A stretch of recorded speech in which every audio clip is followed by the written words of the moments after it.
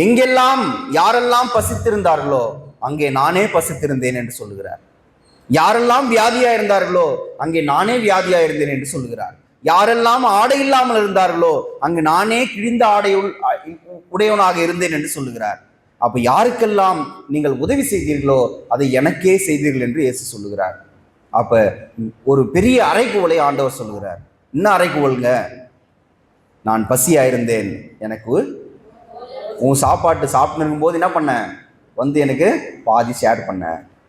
என்ன பண்றோம்? கதவுலாம் சாத்தின்னு பத்திரமா பூட்டிட்டு சாப்பிட்றோம். ஏன்? வாசனை கூட பக்கத்து வீட்டுக்கு போயிடக்கூடாது. பக்கத்தில் இருக்கிறவங்க சாப்பிட்டானா இல்லையான்னு எனக்கு அக்கறையே இல்லை. வாழ்க்கையில என்றாவது ஒரு நாள் உங்களுடைய உணவை மற்றவர்களுக்கு பகிர்ந்து கொடுங்கள். உங்களால் இயன்றதை நீங்கள் மற்றவர்களுக்கு செய்யுங்கள். ஆண்டவர் மற்ற எல்லா மக்களை விடவும் நம்மை நிச்சயமாக ஆசீர்வதித்து உயர்த்தி தான் வச்சிருக்கிறார். நல்லா இருக்குதுங்க ஊர் தேசம். திடீர்னு ஒரு போர் வந்துச்சு. என்ன ஆயிடுது? மக்கள்லாம் வீதிக்கு வந்து டிவிலாம் பார்க்கறது இல்லையா? நீங்க பார்க்குறீங்களா?